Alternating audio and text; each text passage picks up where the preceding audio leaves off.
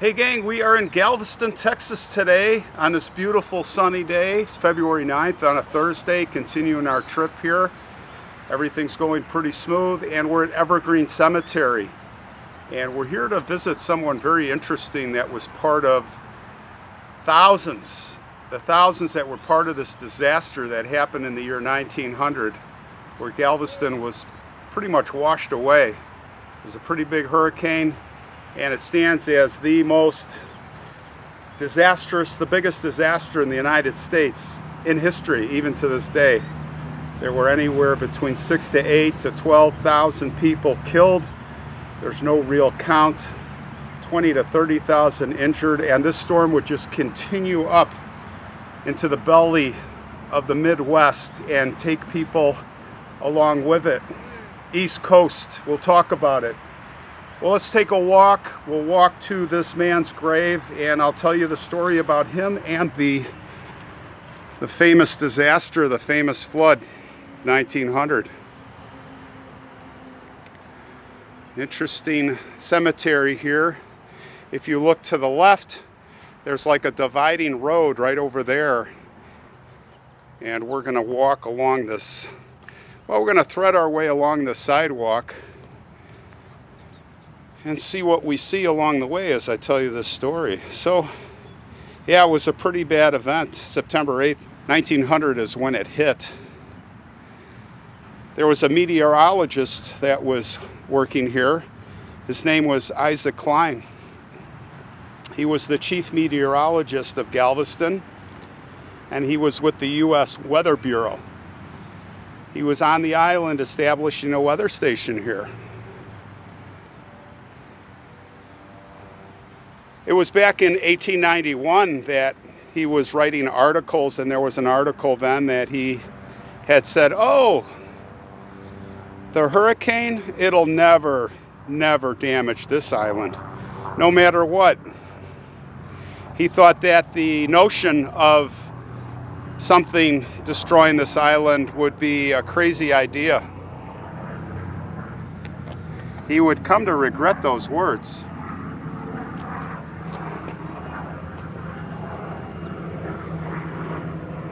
As basis on his expertise, the city leaders here decided not to build a seawall.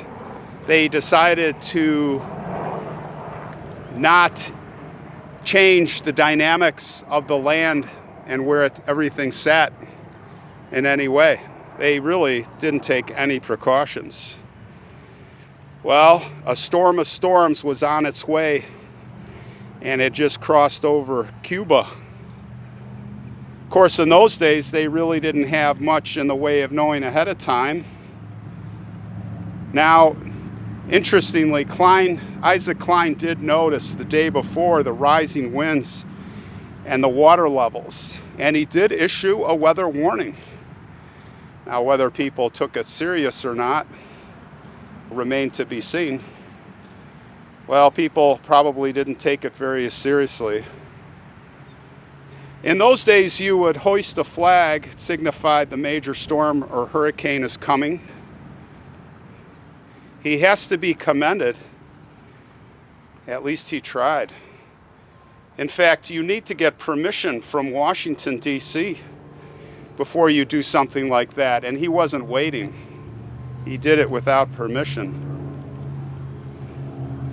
Well, the storm came, and it came in a fury. 140-mile-per-hour winds, rising tides, flooding this town anywhere between 5 to 15 feet. And this is not a little island. Well, it's not like a little deserted island. It also had a lot of infrastructure. In fact, it had fancy buildings. It was very modernized. It was a destination. So, you know, living the idyllic world and the idyllic weather, and they had their storms, but this was horrendous. You know, it's like what happens, these tropical storms, like Hurricane Katrina. The storm surge just wipes Wipes everything out. So the people were flailing, panicking. Can you imagine being inside the home, looking out the window, boarding the windows up probably, and it had to sound like a freight train that was coming forever. They say that the winds blew the tiles, the slate tiles off the roofs. They were flying around like boomerangs.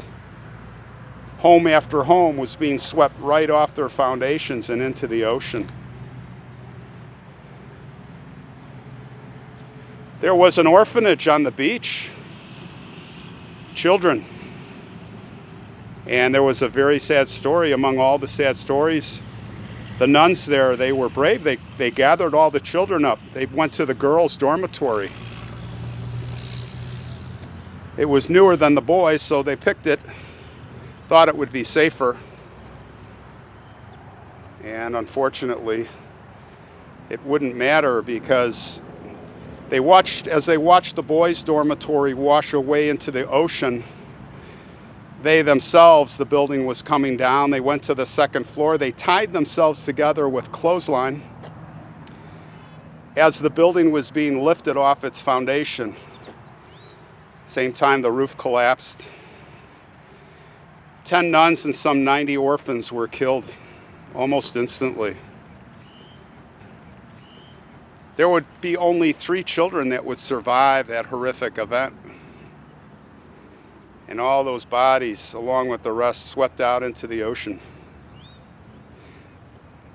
I also remember reading a book about another event that comes to mind is the train that was running out. And people were on the train. Can you imagine trying to get through as this is all hitting, and you're in a train car as the water's rising? And it was a futile escape. Most or all of them were killed as they were running and slogging through the surf. I couldn't even imagine it. According to the records, the storm even strengthened as it went north, as I hinted. Unbelievably, when it hit Chicago, they were recording winds of 85 miles per hour. And it was 16 days later, when it ravaged the east coast of Canada, it was so widespread, it killed 200 people, mostly at sea, the ships. Although the death toll was what it was, if Isaac Klein did not raise that flag, a lot more people would have died. There would have been a lot more lives lost. And very sadly, he lost his wife, who was pregnant with their 4th child. Yes. He paid the ultimate price. I mean, besides his own life, his other kids. He spent the rest of his life dedicated to weather research, to trying to make sure, putting things in place and techniques to minimize or prevent what happened here. He did regret his opinions. Now, after the storm passed, of course, the city was in complete ruins. More than half the structures were destroyed. They could not bury the bodies, of course. They tried to put them out to sea, see if they would just disappear, but they would drift right back to shore. So they would create huge funeral pyres on the beaches and burn them.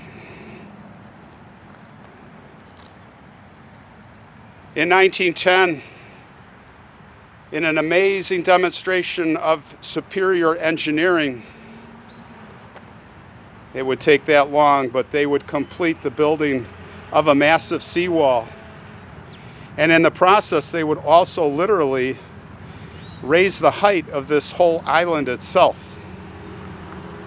There was another storm in 1915 with almost the same power and viciousness, and although the wall was damaged, it would hold up. 53 people died in that storm, but the death toll was much, much less.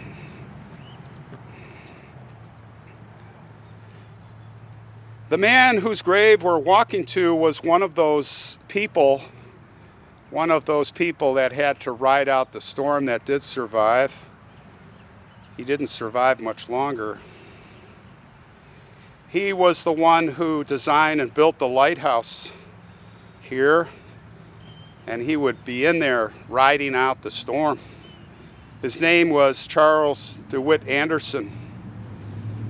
Charles was born July 7th, 1828, South Carolina. In 1839, his family came here by sea, by ship, to Texas. Texas was still an independent nation. Of course, not until 1945 would it be under the United States flag. During the voyage on the ship, both of his parents had died. So after arriving at the port here, he and his brother were adopted. They were adopted by the church, if you will, by an Episcopal minister. He raised both of them. In 1846, Charles became the first Texan appointed to West Point. He had been recommended by none other than Sam Houston. He didn't get good grades there, but he got through, and he would serve gallantly in the Civil War, of course on the Confederate side. Although he was involved in leading a surrender for which he was severely criticized by his superiors, it is interesting to note that the opposing naval admiral, the Union, David Farragut, on his deathbed, of course, you know, when you lose, you present your sword to the victor. And he had his sword. And on his deathbed, David Farragut, the admiral, said that he always thought of Charles and he wanted to have the sword returned to him. And I believe it was.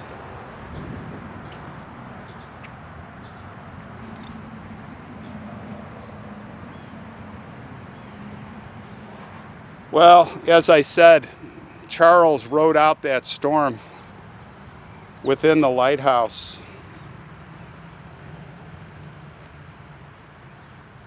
Dark, the waves pounding, a prisoner.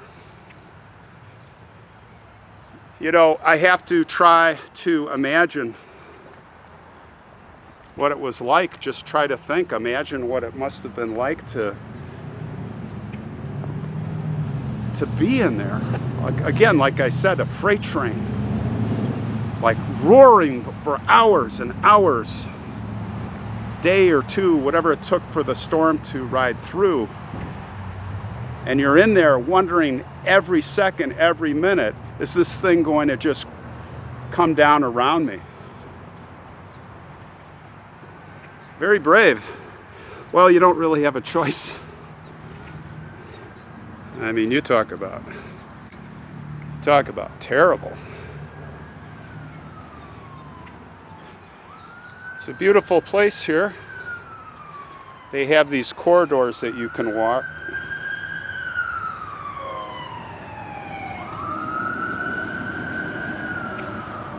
Charles was the lighthouse keeper for 6 years. But that storm, you can only imagine what it did to him, did to his heart, did to everything. And imagine the diseases that were going around here pre-antibiotics. He died of influenza literally the next year. Just about a little over a year later. November 21st, 1901. And here's his grave.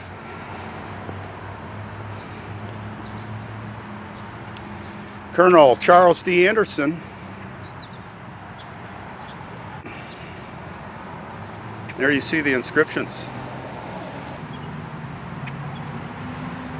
We'll put a penny here. Sign of respect from a plain old American. As I've said before, the nickel, if you see on a grave of one that served, is for someone that was at boot camp with them. The dime, if you served with them. And the quarter, if you were with them when they fell in battle, when they were killed.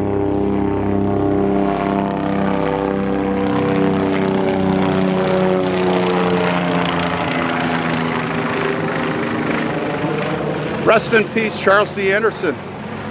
The Colonel, rest in peace.